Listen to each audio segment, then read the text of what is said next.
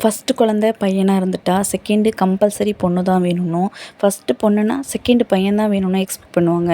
ஏன்னா அண்ணன் தங்கச்சி ஆறு அக்கா தம்பி இருந்தால் தான் பாசமாக இருப்பாங்க, ஃப்யூச்சரில் பொண்ணை பார்த்துப்பாங்கலாம் சொல்லுவாங்க. பட் ஒரு வீட்டில் 2 பொண்ணு, அக்கா தங்கச்சி எப்படி இருக்கும்?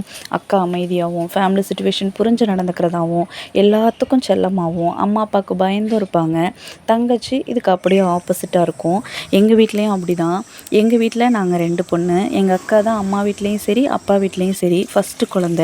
ஸோ 2 தாத்தா, 2 பாட்டி, அம்மா, அப்பா, அப்புறம் எங்கள் ஹீரோ தாய் மாமான்னு எல்லாருக்குமே எங்கள் அக்கா தான் செல்லம். நான் பிறந்து வளர்ந்து அப்புறம் எங்கள் மாமா பசங்கள்லாம் வளர்ந்துட்டாங்க. இப்போது எங்கள் 3 பேருக்குமே ஃபேவரட் பர்சன்னா அது எங்கள் அக்கா தான். என்ன தான் சின்ன வயசில் எல்லாத்துக்கும் சண்டை போட்டுட்டு இருந்தாலும் வளர வளர அதெல்லாமே அப்படியே மாறிடுச்சு.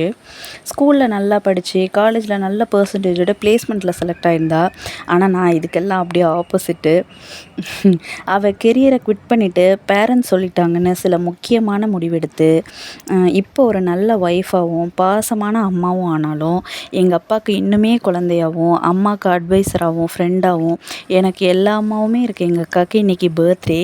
வயதால் வளர்ந்து இருந்தாலும் மனதால் இன்னும் குழந்தையாக வாழும் என் அன்பு அக்காவுக்கு இனிய பிறந்தநாள் நல்வாழ்த்துக்கள்.